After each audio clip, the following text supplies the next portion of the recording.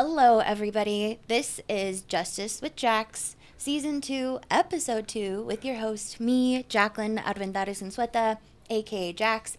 And you probably recognize this guy next to me, my friend Rich. So we're going to let him introduce himself in a moment.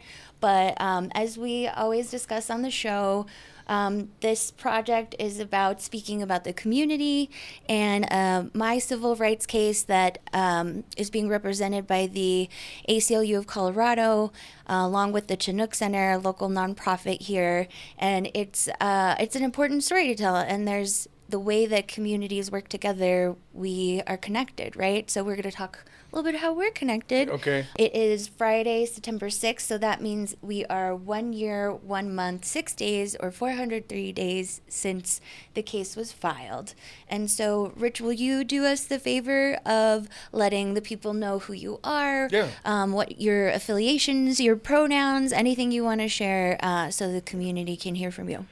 So I'm Rich Fierro. I've, of course, known Jax for a long time now. It's probably been... We're going to talk about it, yeah. So we met in the Black and Latino Leadership Coalition, which is right after I got out of the Army. So that was 2014, I think, 14, 15. It was, I think it was more like 2017, but 17? Time flies by. Yeah, I don't remember much because my brain is very small, like a little piece of gum. Like a little squirrel. Chewing gum? Yeah, like that's what I like to call it. Anyway, either way, we met there, and then long friendship, and we've gone through a lot of stuff together, so it's kind of cool. Seriously. I work now as a defense contractor. I used to be in the Army for about 15 years. I'm originally from San Diego, of course. San Diego State is where I went to school. Go Aztecs. And I also went to UCCS, so I got my degree there too. So I'm a kind of local guy, I guess, if you will. I got here in 2007 with the Army. 2013 moved into defense contracting, so I do that.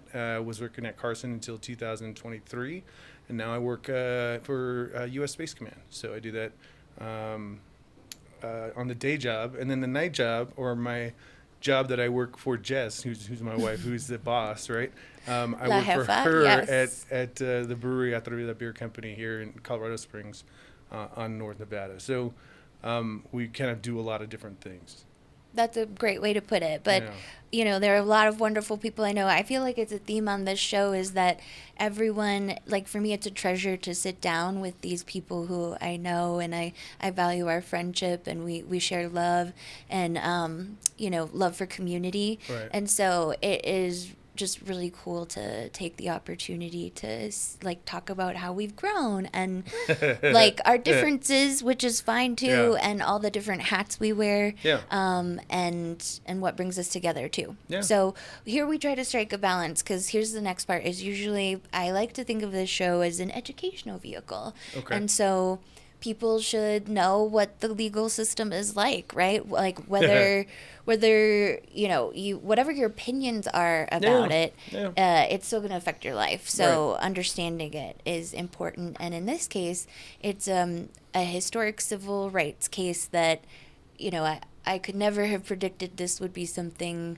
tied to my life, right? Mm-hmm. And so last time we shared that an appeals brief, our opening brief, has been filed in the U.S. District Court of Appeals, the 10th Circuit. Mm-hmm. And so what does that even mean, right? Like, exactly, which is what for most people, like, that is the reaction and the truth about knowing these systems that actually have an impact on our lives, but it's until you maybe come up close to it, you see a lot more, right? So basically what that means is the case went to the U.S. District Court of Colorado, and we believe the ruling that was made there was an error. They granted a dismissal, and that was pretty tough. That was back in April now, and I did not handle it well. We may have talked then. We're good at texting on and off, but to stay in touch. And so going through the summer with that and getting to this point where we could file an appeal to the next highest court, which is this 10th Circuit, and basically get them to look at, well, what is the actual application of the law? And depending on that decision, it could then the case would then be reverted back to the original court, and the other court would say, hey, we think you missed a few things here about how the law applies here. And so another thing that happened recently is there was a brief filed called an amicus brief, or friend of the court, to sway the court's, the 10th Circuit's decision ultimately to say, hey, nope, they missed things here, kick it back to the U.S. District Court. And so right now what's been activated, the next step would be that we filed our arguments now. The government, basically, the city of Colorado Springs and the FBI, which is who is being sued here by me, represented by the ACLU and Chinook Center, they will get to answer our arguments, right? And so some of that more back and forth will happen, and then ultimately there's no way of guaranteeing a timeline at all, but we asked for what's called oral arguments, which means that it would be IRL. We would see our attorneys in the 10th Circuit's court speaking aloud before the judges.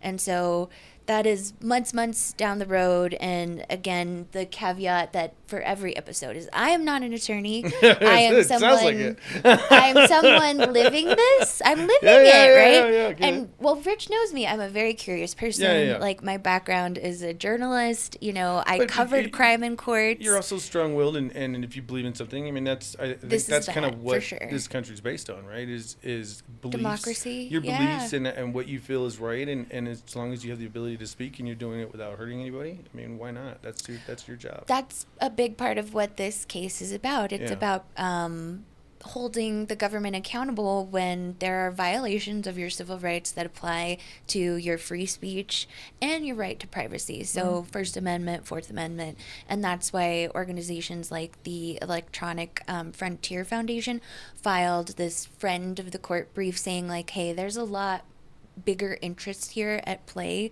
with this case, so you really need to kick it back to the district court so they can make the right decision to protect, ultimately, to me, democracy, freedom, right? So it's like, I might be kind of serious sometimes, but I also balance it out with like rainbow hair and and what I do for a living, which, caveat again, we always say I only represent and speak for myself.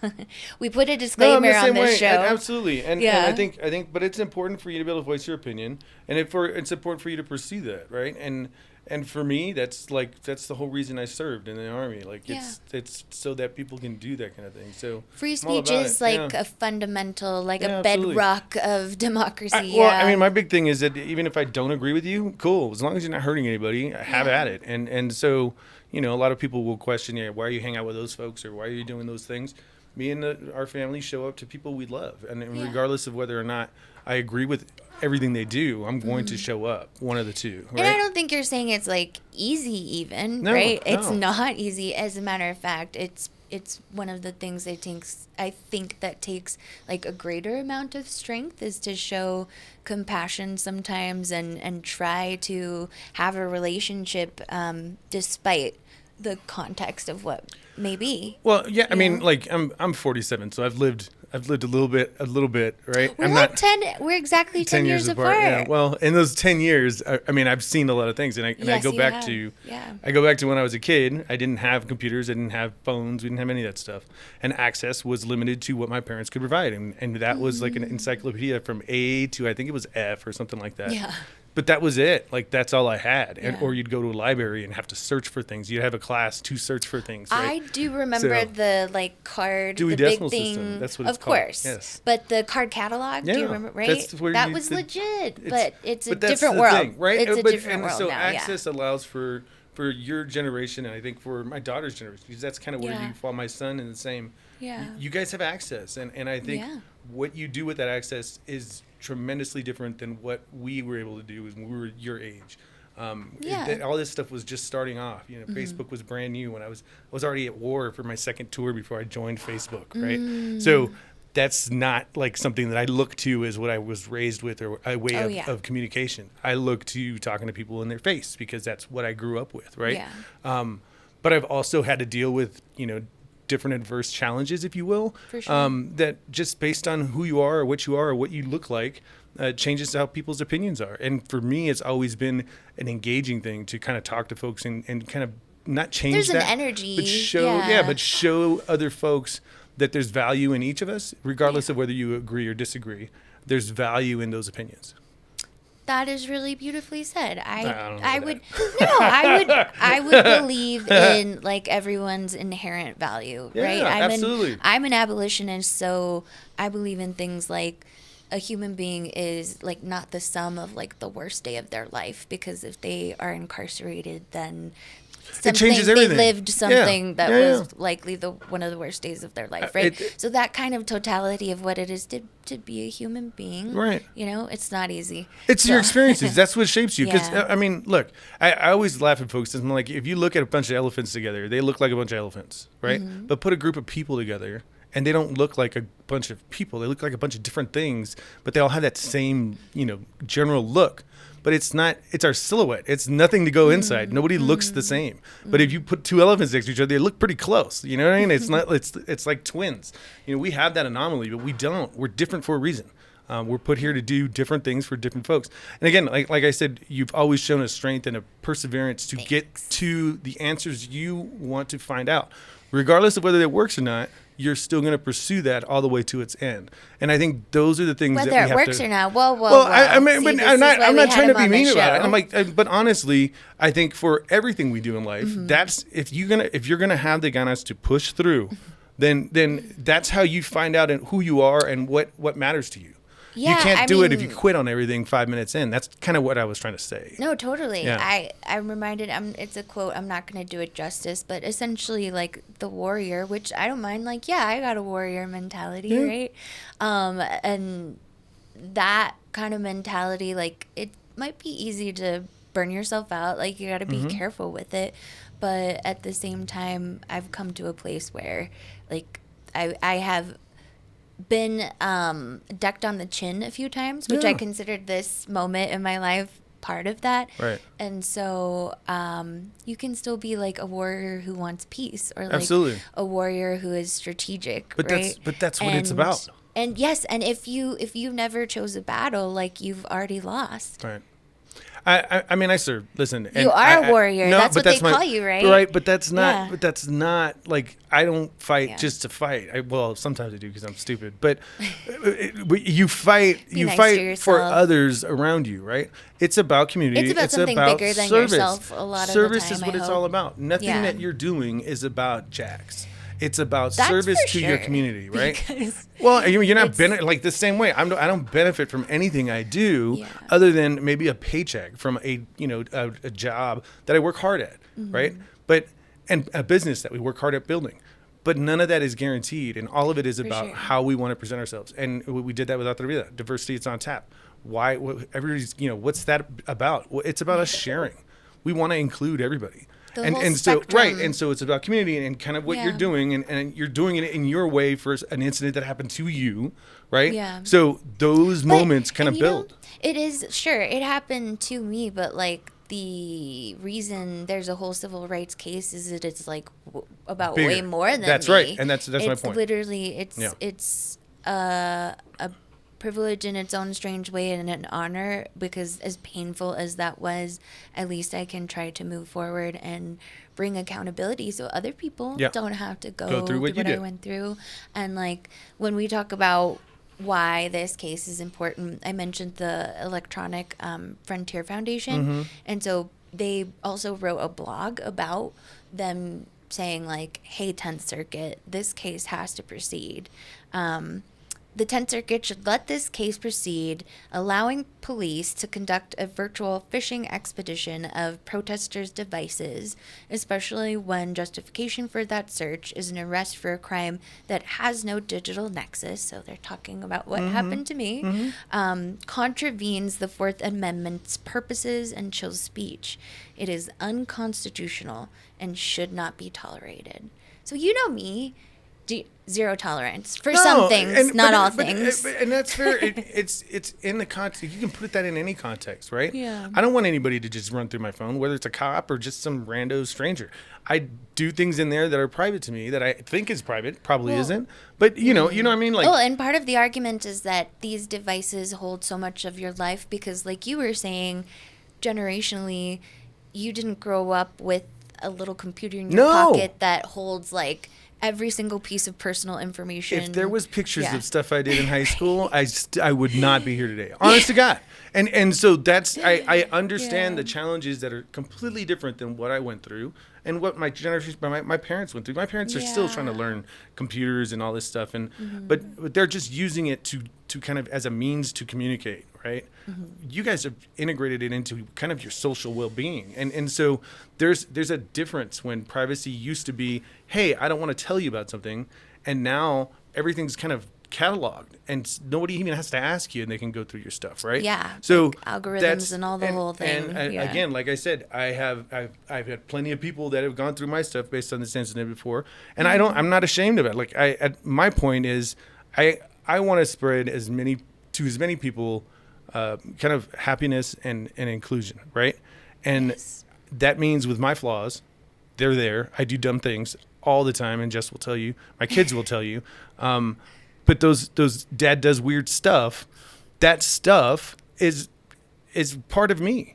And so I don't expect people weird like a negative either. Well, yeah, but normal I don't is the setting on the dryer, right? That's how I feel about it. Right. And but I don't expect people to look through my past to judge me in the present. Right? Of course.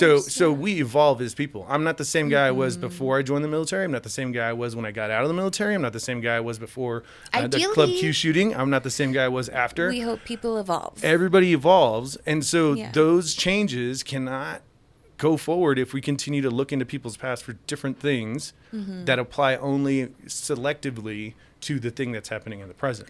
And I think that's kind of reaching for, hey, I want some clues to something that may happen. That's different. But it's not the same because you personally are not part of that. You weren't sought out for that, right? You were sought out for a different reason. If I get pulled over for speeding, you have no reason to look at my phone. I have no reason to talk to you about anything. Right. I need to sign the ticket and I need to move on. Right. That's all. If I agree that I violated the law. If I don't, I sign the ticket and I go to court. And that's when I'm going to tell you what's going on. I've done that too. Well, and so arrests and jail time has been a part of our family as well. So I understand how that affects that human being. I understand also how violence changes how things go in your trajectory of life. There's anger inside you from traumatic effects that will always come to the forefront at the worst times. And those times are typically when you're dealing with or confrontationally dealing with something that you wholeheartedly don't agree with, right? And so I get it myself all the time. It's like, this is a thing. I'm angry. Why am I angry? Well, probably has nothing to do with this. It's back in the past. I seek out mental health. I seek out we have just talked different about ways. That on this show. No, but that's for me. That's how I kind of deal with it. Cope. It doesn't cure anything, but it helps me cope and work through stuff. But those are the moments I think that build and give you the experience you are now. That's how you evolve, right? And these have been character building moments in my life, is what I like to call them. But like we both have them. That's part of what we're going to talk about, character building moments. But can I ask you, like you said, we go back a number of years now, and time flies by. But I don't remember when you found out about the case. If I told you, or I found out on the news. I saw you on the news. Okay. Right? I was like, but and I text you. I'm like, dude, what's going on? Did you? Okay, because you know how it is. People come at you like when your story goes. Like I was on Democracy Now. You were in the Washington Post when your story goes. I think if people believe in something, they should follow through, right? Follow through. Oh, 10,000%. And so I think that's what you're doing. I think other people are interested because it applies to different things. And I'm honestly, I'm not that well read up on this case. Everything you just said was confusing as hell to me. And I'm a very simple guy. So it's like, okay, you're appealing, right? Yeah, that's all I need to know. Yes, Judge exactly. Judy style. That's exactly. That's what this podcast, that makes me feel good because I'm trying to make it understandable. Cool. My problem, not my problem. My thing is I enjoy conversing with people with different points of view. And honestly, your points of view for a lot of things are different than mine. Mm-hmm. But I think our morals and our values kind of align within the same general region. Yeah. And we met because of a desire to serve community. Correct. And I think most people have the same general values. And we're all seeking out folks that are similar to or we can resonate with, right? Yes, and it doesn't mean that I have to agree with you. And so that's kind of where I'm like, hey, Jax is doing some wild stuff, man. She's pushing it. But, at the end of the day, that's good for you. And that's going to be how you traverse this world. Yeah. I mean, we only get one shot at this. We only get one shot. And I've done a lot of soul searching. Yeah. To put effort into this. Like, it's an independent, like, pretty much almost one person, but I'm part of a collective. That helps. Podcast. And so there's a lot that I could say about why I do this. And I've mentioned it on a few other episodes, but at the end of the day, to me, the most important thing is kind of showing how, sure, again, maybe it's something that happened to me, but look at the people in this community who are also impacted, who know me, that care about this, and so on. And so thank you for being here to talk about it. No, and yeah, absolutely. I think it's very noble what you do in the way you do it, but it's different from how I approach things, and there's nothing wrong with that. 10,000%. Right? Yeah. But that's like balance, fine. Like you want to call it a yin yang or like a spectrum, but like there's a harmony to it unto itself is what I would say. Yeah. But can we talk a little bit, like we've mentioned how being thrown into like a very public spotlight is, and usually it's not for happy reason. I would use the word surreal, right? And I think I've mentioned it probably on other episodes, but is there anything that out of the experience that you would want people to know? And, this is where I wanted to look straight into the camera and say, fuck you very much to the people who harassed your family. Well, it's still going on. Yeah. So say if you want to talk about that, like we're getting into the harder pieces of the story, right? Because when I invited you on this show, I'm very transparent about like we're going to talk about what we've been through because that's an important part of the story. Yeah. So that was important to me because I hated watching that happen to you as your friend. Yeah. And I could not believe how human beings act towards each other sometimes. I get it. Yeah. You get it? I don't even get it. No, I get it. I get it because people are scared of what they don't know, right? And that's what we were kind of talking about before, is change, especially for my generation. Our change was dramatic. I mean, I went from kind of living how my parents lived to living how my kids live now.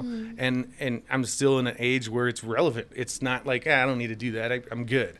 I have to be part of the same structure that my kids are part of because that's how you get along in this world, right? Yeah.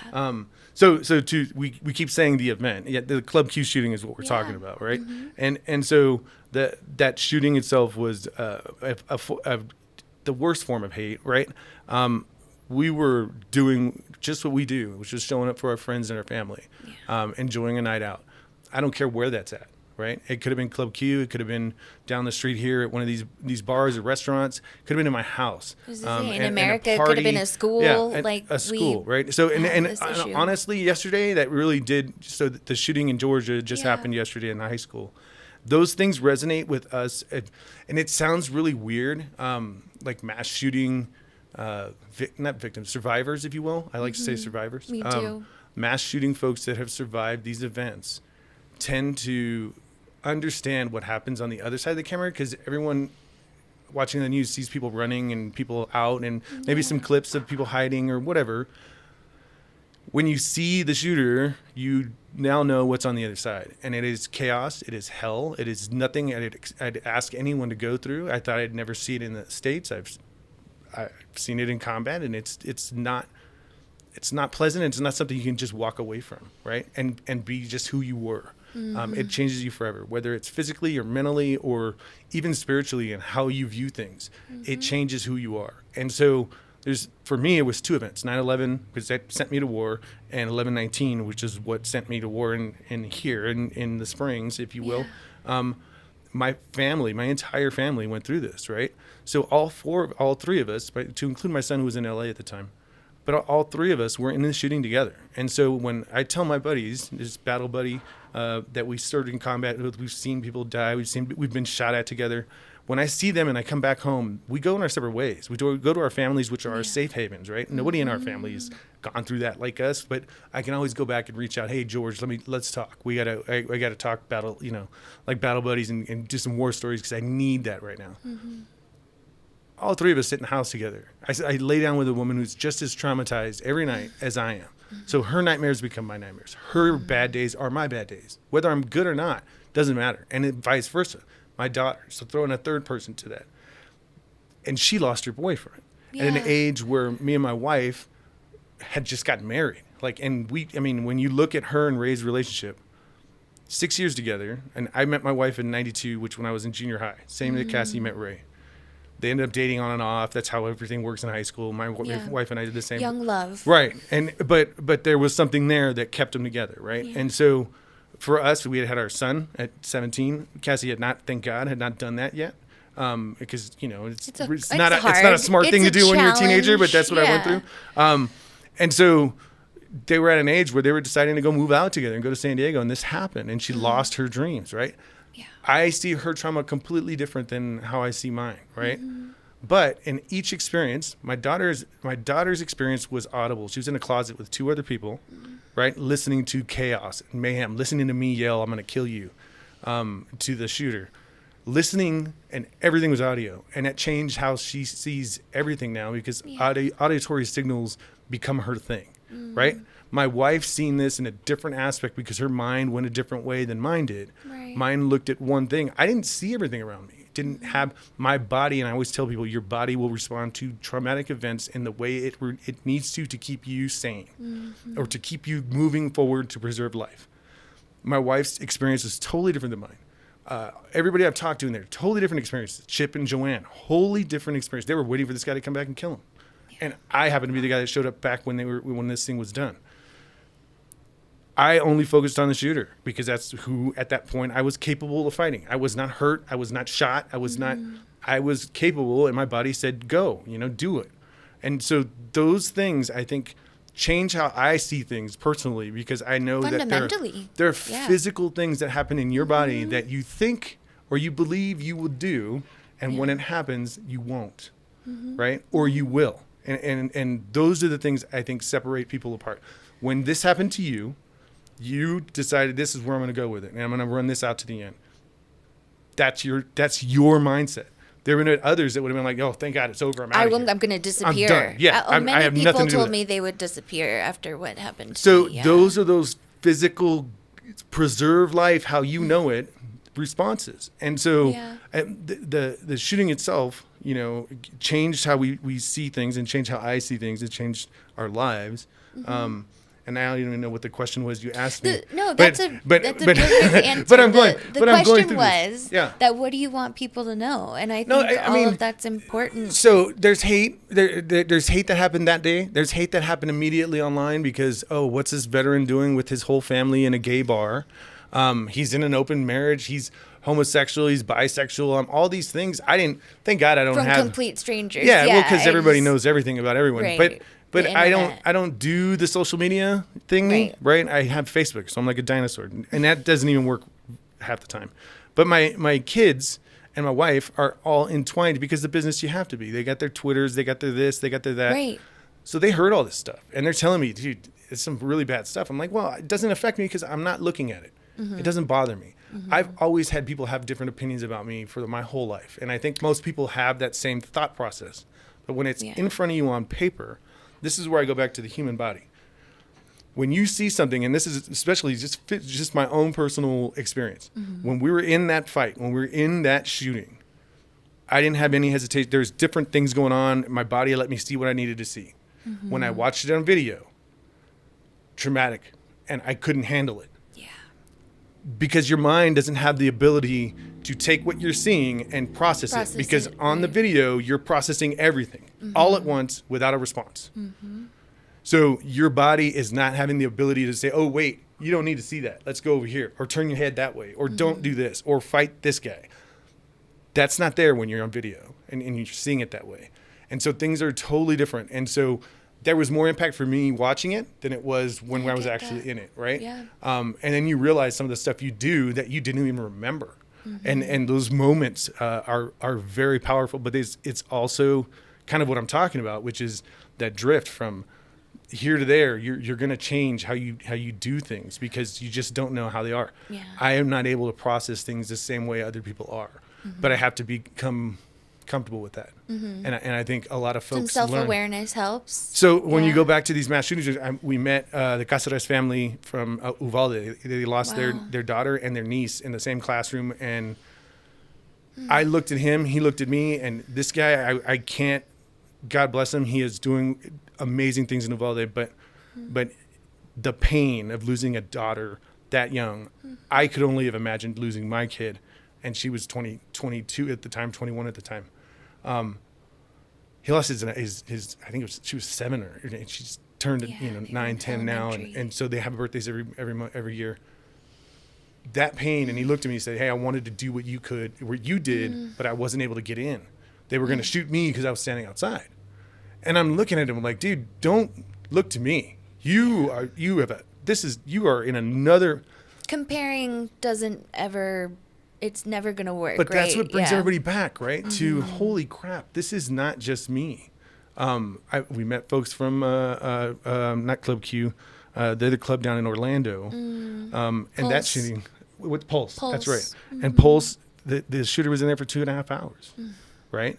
So you think of the horror of waiting as you're already shot for somebody to come back again and do it again or try and finish you off. That's what I would imagine a lot of folks in that room were thinking as they were laying there in the first 45 seconds, right? I could only imagine that, and then living with it. And so every weekend when we're hanging out with Chip and Joanne, who were both shot, my friend sitting next to me, he was shot. Those moments kind of resonate because I realized that their experience is wholly different than mine. Right. But we were all sitting right next to each other. And so for me, that helps me resonate with opinions and different other folks and their hate. I get it because you're not there. You don't understand it. And you're trying to push it into another place where I don't have to understand it. I don't want to learn what these folks went through. And I think that's where hate, that anger, because it's a change, it's different than what you think or what you see or what you think you would be doing, that kind of gets pushed aside. And so pushed out. And then I have to deal with it because your hate gets put on me because I'm apparently whatever, right? That's a big thing that I think of often is that, often when there's suffering, it is a repercussion from someone else's maybe brokenness or unresolved issues is how I feel like that plays out sometimes, Yes. And a lot of it is fear. When people don't know what a community is about and they see it all of a sudden, they're like, well, that you deserve that, or you brought that on yourself, right? That's the easy out. And that's where the hate kind of starts. Let's talk about the fear part. Like for me, Rich is someone I really leaned on actually going through my stuff. And I really appreciated that because for me, the fear was a really hard piece of it that I could not believe I was being labeled by like a cop in like full riot gear and me in my like booty bike shorts. Like I'm like a major threat. Right. And just basically like how I was demonized and, you were the type of friend who gave me the space to say that I was so hurt over that. Yeah. Well, you are carrying plenty of your hurt as well, because for me, looking at what happened with the shooter at Club Q and how they had been in the legal system before, right around the time that all of us protesters were in the legal system, but we had to face potentially trial, whereas ultimately that person was let go, I guess, and went on to murder Ray and 4 other people. Yeah. And I mean, do you mind if I ask you, like, what did you take away from like learning any of that information? Because for me, it like was still very gray. No, I would say. No, I mean, I know all about it, and it's kind of it's sad, but you go back to the point of you can't just arrest people for everything. And so there's a respect factor there. I don't think this kid had respect for anyone ever. But like I said at one of these things, if somebody maybe would have seen this kid at the Walmart while he was buying the crap he was going to use that night and shook his hand and said, hey, dude, how you doing? maybe that would have changed his mind, right? Humanity has this way of saying that problem is not mine and ignore everything around you. Blinders, I'm going through my world. Yeah, too often. That's not how it works. I don't think we're going to make any progress. Well, we found out in COVID really quickly how fast we needed to be back together. And that should be something that motivates people to look at the community and say, what can I do to make it better? Not what can I do to ignore, separate, all these different... hate. Like, all those things don't work. We know this because when we had to go into our holes, everyone wanted out. Period. Whether they believed in the same things or not, everyone wanted to go back to their communities.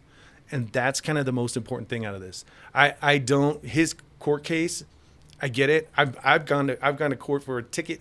I got a ticket when I was a teenager because I looked like I look. At 10:10 p.m. for a curfew violation. And meanwhile, I'm standing in a group of teenagers all over the place. But you have a look, that's the thing, we're going to take care of you that way. I've had my run-ins my whole life. My dad, when I was a kid, before we joined the Army, or before I went to school, he went to go seal our record, our juvenile record, because he was worried about us having our record. I didn't go to jail. I didn't get in trouble. I had tickets, absolutely. But my dad went to go seal it, and they told him, your sons, both of your sons, me and my brother, had like over 120 interactions with the police. This is before internet. This is back in California. This is in California, back in San Diego, but I was in parking lots with my shirt up. Hey, show me your tattoos, and I didn't have any. Yeah. But I had to, in the front of whoever's in the parking lot. So I understand the difference. There's a respect though that law enforcement and those that needs to kind of prevail. And I've talked to the police chief about it. I said, there's some things that have occurred that day that shouldn't have. But I'm hoping that in our discussion, respect is going to be what that. And the chief kind of said that's what he's going to go for. Yeah. I don't know. I can't guarantee that. There's people that have a disregard for others. And those people shouldn't be doing their job as a law enforcement person or as a military, as a soldier or anything. There's people in my army that everyone calls a hero, right? There's people in that army that I had to throw out because they did things that were in violation of everything we ever believed in. But they did it, right? And so the same way law enforcement can't treat every person as a criminal, they must start with respect and go from there. Now, respect isn't, daisies and here I'm handing you flowers. Right. I'm not expecting to be coddled. I just have like a First Amendment and Fourth Amendment right. There's a respect they're not what is the allowed threat? To boot stomp. What is a threat? What is the equivalent threat? What are you carrying that makes me... What I made have me a all threat? These things. Yes. I don't have these things. Yeah. So then I'm already in a position of power because I have all these things. The same way when I'm deployed, and folks don't understand this, I didn't just run around Iraq and Afghanistan shooting people. Yeah. Because I would go to jail. The same way a cop would go to jail here if they just run around shooting people. Same thing. So the threat over there was the same. Everybody looks the same. And it's different when you're in a mono-ethnic region where everybody actually does have the same similar looks. You have to then figure out who's the bad guy, who's the good guy. Yeah. There's no more, you look this way, go. Everybody looks about the same. And that's the change that these states, that's what's scary for folks. When people look different, people aren't the same, I'm going to treat you differently. And that's what we got to get past, that respect of when I initially meet you, you're just another human being. How you doing? This is what I need you to do. Are you going to do it? Are we going to work our way through that and move on? Right? We can do better. We can do better, right? And so that's my take on all this stuff, and that's where I think it goes. But that's my positive out of this whole shooting thing was that people got exposed to a community that in Colorado Springs was marginalized. They only had one place to visit, and now there's at least 2 or 3, and it's starting to grow. And it's not because that's being proliferated. It's because people are now allowed to express themselves the way they want, right? Yeah. In a community that was at one point saying, no, you're not allowed to do that. There's a reason there were 6-foot fences around that bar that kept people in. Those 6-foot fences weren't there for legal reasons, because I have a brewery and I have a 4-foot fence that is clear and you could do whatever you want between the two and walk right over it. But this bar had a 6-foot wooden fence that kids were trying to dig out of to get out. Those are things that when you look at the past and where you're going to now, wholly different. And we have to look at the positive pieces of that. Yes, there's bad, folks everywhere in any position you look at. But the goal of us as a community should be to come together and work to make sure folks are informed and then they can move forward with respect for each other. That's my thing. Your take on things? Yeah. Hot take? It it ain't the best, it's but poetry. It's mine, right? Yeah, I don't know. I can appreciate that. Yeah. No, and I think we mentioned it, but I come from a place of where I'm trying to build like connectivity, because I believe, at least personally, that there's a lot of healing that can be found in feeling like you belong in your community and relating to one another. And you mentioned it, but like dividing, controlling people, like that in large part allows us to be exploited in some ways, right? Like, well, it allows you to be exploited, but it also allows you to isolate yourself. Like I'm a Latino male, I'm a veteran. I can join all these different groups and segregate myself as best as I want. What good is that going to do for me? It doesn't expose me to new things. When I was in the Army, it was the first time, and it sounds to me profound, but a lot of folks are like, that's just weird. I had never had grits. I had never had black-eyed peas. I'd never had collard greens. I'd never been exposed to people that had never driven in their life from New York. I had never been exposed to people that lived in the poor South. I'd never been exposed to people that lived on a farm. I was from San Diego, and I only knew what was in my community. Sure. And when I get sent to the Army, or I didn't get sent, when I joined and I went out and did this thing, all of a sudden I'm exposed to every culture that's out there. Travel is really good for people. Exposed to the socioeconomic condition of every race. And then you suddenly realize, when we're in the same foxhole, doing the same thing, trying to accomplish the same mission, we're all about the same. The human family, I can respect that. Yeah. So it's not about forcing anyone into any thought process. It's about sharing. And respecting each other. Yeah. And especially the rights that are guaranteed to you under law in the Constitution. Yeah, absolutely. Everybody. Right? Yeah. Ideally. Yeah.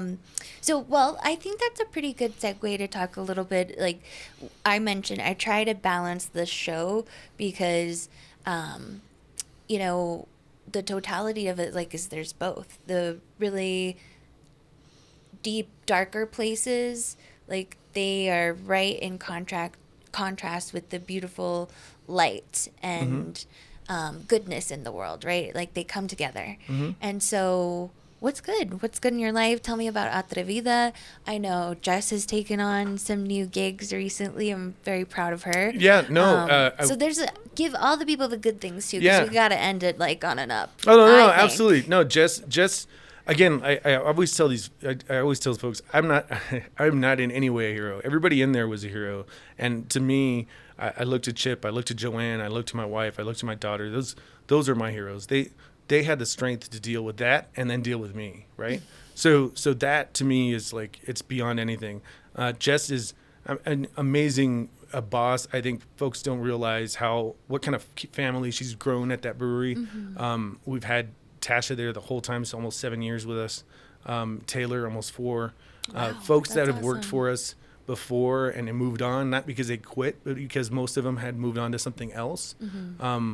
They came back when this shooting happened to work for Jess. They walked right in and just started helping. That's the family she builds as a business, right?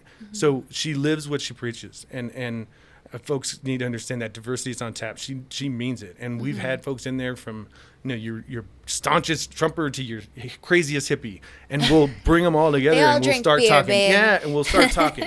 And so her vision is, I think, beyond beer. Okay, because there's 30-something breweries around town. You can get a beer anywhere you want.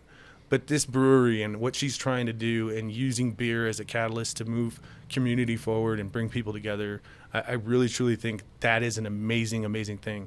And that is what's getting her into new positions. As now, she's the chairwoman, the first chairwoman of the Colorado Springs Hispanic Chamber. She's working all over the place, doing all kinds of cool things within the community. And for me, starting at the BLLC just to see what it was about, and meeting you and meeting Yolanda and starting to figure out how this network of folks in this community are working hard. To be in service, So, and that's Yolanda City Council District 4, my representative. Yeah, there you go. And so I those relationships are they help, at least for me and at least for our family, help us see that there's really good-hearted folks out there, and Jess, as part of that, wants to give back, and that's what we've been doing. We do community beers all the time, so Inside Out and just different organizations around town have all had fundraisers with us, because we're not looking. me and Jess aren't looking to be millionaires, right? Yeah. We're just looking to have a place that people enjoy. Where the real wealth comes from. Well, and that's true. And we really do look to give back because, we've gone through some very dark things as a family and people have helped us. Yeah. And that's all we want to do is help others get through what they're getting through. So that's what's going on. She's got her whole new system. Hopefully soon here, she'll be in the airport. She's growing. Congratulations. Yeah, thank you. Taps in the airport from. Yeah, it'll be a restaurant / brewery called Atrevida Beer Company, and our beer will be there, and we'll see how it goes. All new to us because we're just some random kids from San Diego, right? But Jess is taking it on, and Cassie's out in San Diego. She's doing an internship with Coronado Brewing, which was really awesome because she finished her master's brewing certificate that she was in the middle of doing during the shooting. She went back and she finished it. Yeah. And now she's living on her own down in San Diego, and she calls mom every day. But at the end of the day, we're very proud that she's taking the next step into bettering herself and moving forward a little step at a time. Yeah. Because, again, like I said, having lost someone you love and the dreams that you had in place, very, very difficult thing to get through. She's doing soul. Amazing things. Yeah. She truly is. That's where they're going. I'm doing my work, doing my defense stuff, and I love it because I get to work in space, not in space, but about and around space, right? Right. I think all of us do, but I'm able to say that, and I'm really excited to be able to say I do things in space that are above and beyond Star Wars because that's all I knew going into this thing, right? Okay. So I'm excited just because it's new and it's something that motivates. I'm very, very, very proud to continue to serve my country and to serve those people around me. We've made a valiant effort, especially me and my teammate in the position I'm in now, to reach out to underserved communities that we've got. We work with schools, post-secondary schools. And so we reach out to community colleges, to HBCUs, HSIs. We reach out to these folks to bring everybody to the table because everybody needs a seat in the space table, if you will, right? And that seat makes everything happen. I'm so joyful that all my positions, all my jobs have something to do with bringing people together. And that's what I think is. That's a beautiful That's what's thing. Good news right now. Yeah. Well said. Yeah. I agree. Yeah. Is there just a final thought too? Is any events coming up or a call to action? Come on through. I don't know. Invited. There was a loteria night. What's up? There's all kinds of stuff at the brewery. Okay. Please, our Facebook has been hacked, so that we go back to this stuff. So right now there's just some random dude that took over and he's just posting weird stuff, but. Whatever, we lived through it. We'll get past it. Yeah. If anybody knows an actual human being that works at Meta that we can talk to, that'd be great. Wow. Okay. But that's apparently not a thing. So as we go, you never know who's watching the pod. I don't think I'm there yet, but I don't know. Hey, you never know. But please reach out to Atrevida. Stop by. Every day is a great day, and we want to just bring community together. So, and if you have events you want to have down there, we're more than willing to host. And if you have an organization you want to kind of run a fundraiser with, please reach out to us as well. We would love to work with folks. I will be on the news not next week, the 17th, on Fox 21 for with the director of a documentary on me, which is weird. What's it called? Oh yeah, it's called Fierro. Okay. Yeah, and so it'll play in Crested Butte. It's been playing in a bunch of different film festivals, but it'll play in Crested Butte on the 18th. When's it gonna be screened in Colorado Springs? Oh, I don't know. I'm not. It's not my project. I just literally was just the guy that he talked to. Okay. Yeah, so it's just Ed, and he's in University of Colorado up in Denver Film School, and so they did this thing and have at it. And so I'm not making any money, but I'm excited that it's gonna be in Colorado and. So we're going to go check it. That's the first time I'm going to go watch it. So, yeah. Well, congrats on that too. Oh, That's awesome. Yeah, I appreciate it. Okay. Yeah. Well, I think that said, we'll that it? wrap it up here. Yeah, it goes by so fast, right? So horrible. What You're do you mean? Just so mean. There's so many hard-hitting questions. Oh, yeah. No, yeah, we I'm play just a kidding. real hardball I'm here. just kidding. Yeah. No, thank you so much for having me. I do appreciate It's it. a pleasure. It was amazing. And again, you're just a kind person, and you remind me a lot Thanks. of the people I love to hang out with. So Thank you. I feel exactly the same way. I can't believe it's been this many years and we've been through all this crazy shit. Yeah. Here we are, and I consider it a glow up for all of us. We keep glowing up. So good luck to you. I hope everything works out. Thank you, Rich. I really, really appreciate that. So what we do here, we like to do a shout out at the end because episodes of Justice with Jax are recorded here at as a member of the Studio 809 Podcast Collectives, right? And then at the Nexus Community Co-working Space in downtown Colorado Springs. Remember to ask yourself 2 questions. Who's telling your story? And how are you being the change that you want to see in the world today? So this is Justice with Jax signing off. Thanks, everybody.